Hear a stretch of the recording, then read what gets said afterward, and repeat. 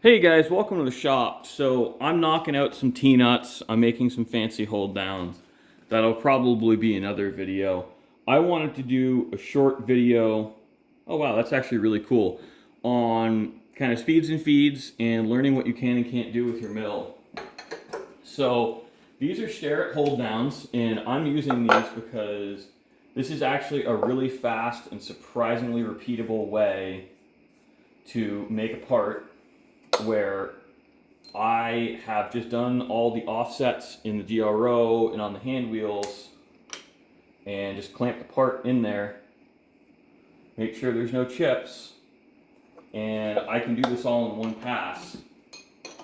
And what's really cool about these is I'm taking a 400 deep, 150 wide conventional cut with these hold downs, and I get really good perpendicularity and parallelism on these. I am really impressed at what they can and can't do, but we're going to take a pass just to demonstrate them and go from there.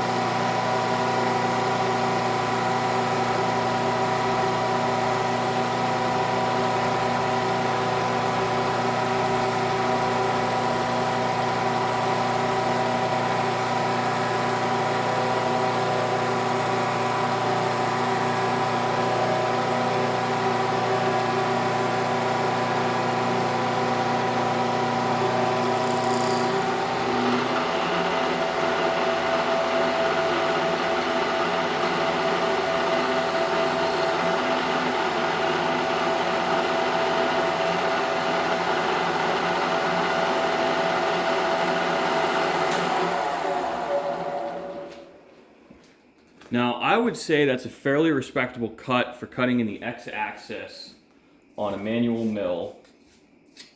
But look at the chips. So I'm going to pick a few of these up. And you see how they're straw blue to brown. Do you see that? That's what you want your chips to look like. I will try to find a perfect one. I don't know if I have one. Well, I like them to start straw blue, and oh, I do have a pile of them. So in my opinion, for carbide on a manual mill, they should look like that, how they start straw and they end blue. I can handle this part. It should be cool enough. Because we're putting all the heat. Yep, it's hardly warmed up. This feels room temperature after taking that in 2 passes. So one of the benefits to really dialing in your speeds and feeds and kind of just watch the chips as they come off, guys.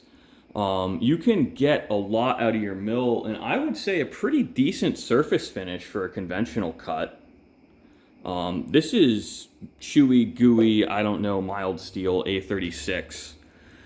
And we've really made some chips quick. I mean, for a 1 horsepower step pulley, I think that's great. I can do more in one pass, but I have learned the hard way, if you get too aggressive on these, you'll break the end mill if you're lucky, or you'll launch the part into low Earth orbit and have to patch the drywall. If you haven't crashed a mill, you will. It's a matter of time. I broke a slitting saw today because I got lazy.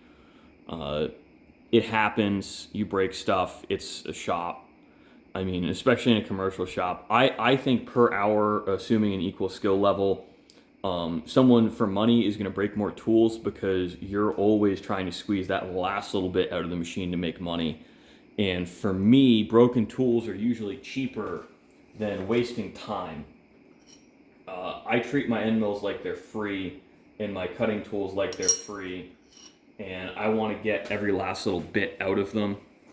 You might not want to because, for a hobbyist, a $30 end mill every time you go out and, run the mill for an 8-hour day, that's a lot. Frank, I've been getting more out of it, as I've gotten better, my tools last longer. And I can do more per hour because you just get a better feel for what the machine can do. You know, listen to it. Like this head rattles a little bit when it's not under load in high range because the drive splines are worn. But, you know, if it starts to rattle when I'm cutting, I know I need to back off. I'm pushing too hard. But I just want that kind of nice steady buzz as we cut, and it'll make chips.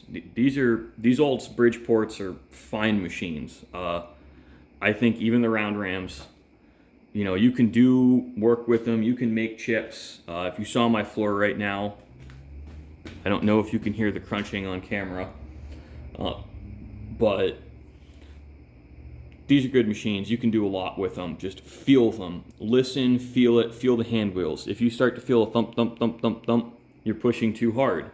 Or you're using a 2-flute end mill at low RPM. Same thing with a slitting saw. Like they all kind of, I think of them as they go nom, nom, nom, nom, nom, because you've got some run out. I'm not a huge fan of my slitting saw arbors. They could be improved, but they go nom, nom, nom, nom, nom. And I just think of Pac-Man.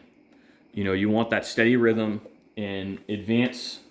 You'll feel it hit and just advance between the hits a little bit, like 5 thou. And you'll kind of get a feel for your RPM and you'll get a steady feel for it. You know, a part like this was 1 bar originally, this full 3/4 inch thickness. I do it in 1 pass. You know, conventional mill only. Don't climb mill with the slitting saw, it breaks stuff. That's how I broke mine today. I got lazy and aggressive.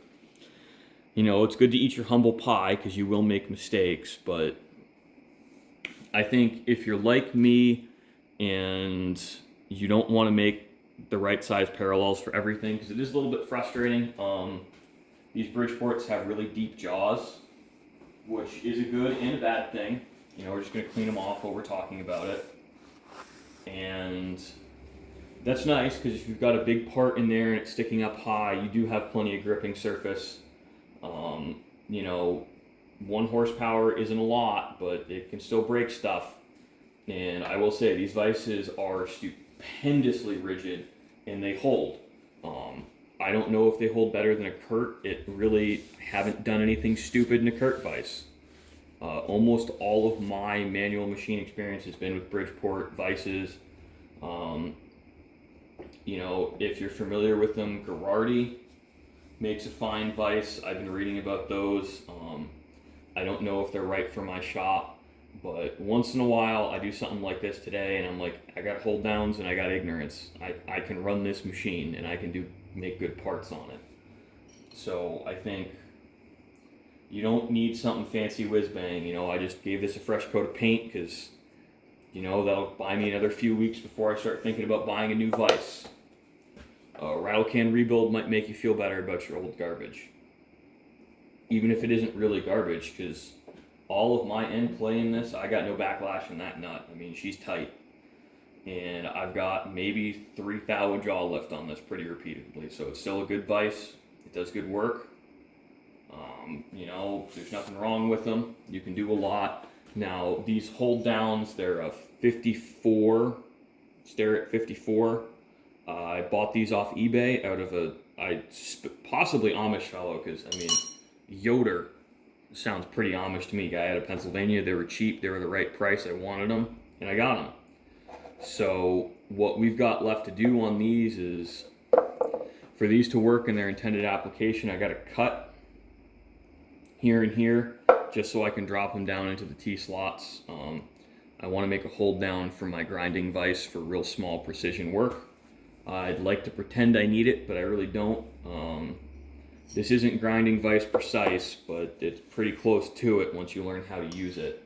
It's just the grinding vices are easier, and you don't have to do tricky stuff like grabbing some hold downs. So thanks for watching, guys. I hope you enjoyed this, and I really hope this motivates you guys to get out into your shop and make something fun, you know, have fun, make some chips.